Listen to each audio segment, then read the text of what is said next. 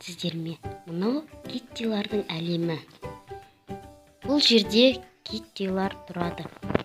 Және де бұл жерде почтальон тұрады. Міне, бұл почтальон Коала.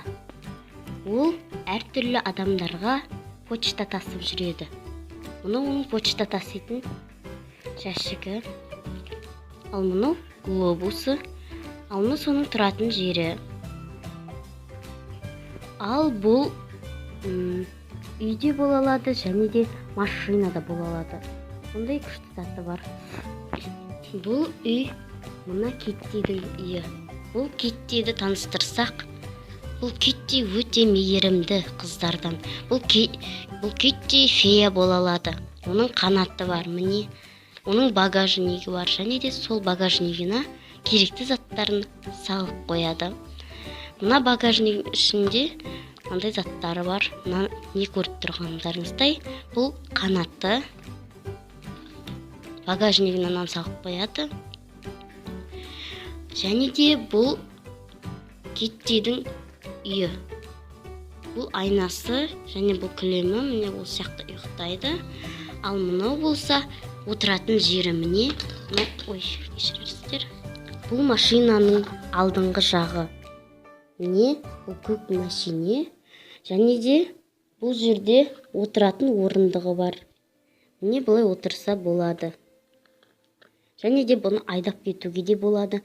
Және багажнигі бар, және де үйі бар. Сондай күшті заты бар. Мұны есігі болды. Енді мен Киттидің үйін таныстырып болдым. Енді Мимидің үйін таныстырамыз. Міне, бұл Мимидің үйшігі. Мынау үйінің хозяйкасы Мими. Ол өте қырсық қыз. Және де ол қыздардың ішінде ең қысығы сол. Мынау Мимидің үйі екі этажды. Бірінші осынан мен бірінші этажынан бастаймын. Міне бұл Киттидің кухнясы. Бұл жерде Киттидің газы, духовкасы заттары тұрады. Міне бұл Киттидің столдары. Мынау шкафы, міне. Мынау шкафы, мынау духовкасы, мынау тартпасы. Бұл жерде Китти кухнясында жүреді. Ал енді екінші этажына көтерілейік. Бұл екінші этажы Мимидің жақсы көретін бөлмесі. Бұл Мимидің кровайты, бұл Мимидің айнасы, және де бұл оның өте бағалы заты сақина. Бұл кілемі.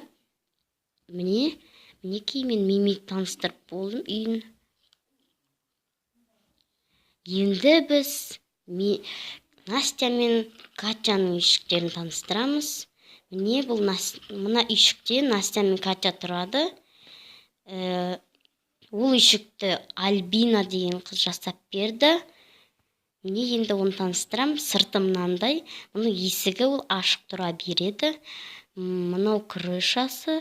Және де мына жерінде терезесі бар. Енді мен бұл үйшіктің ішін таныстырамын.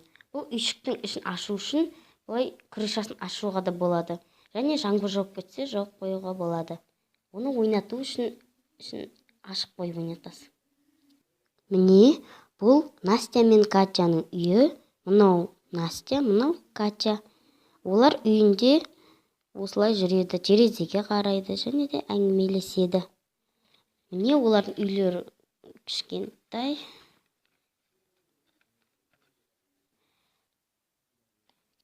Мінекей бұл Киттилар қаласының каруселі.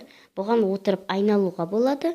Сіздер бір сериясынан көруіңізге болады. Осындай сериясы бар. Мына карусельді жасайды Альбина өз қолымен.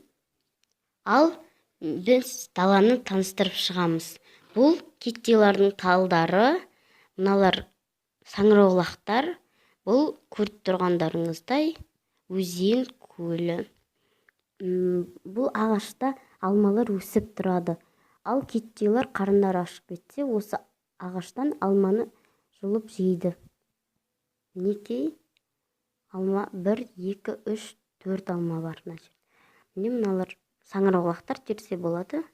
Міне Бұл екінші ағаш, ол басқаша көріп тұрғаныңыздай. Анау домалақ ағаш, мынау кішкене ирелеңдеген сопақша ағаш.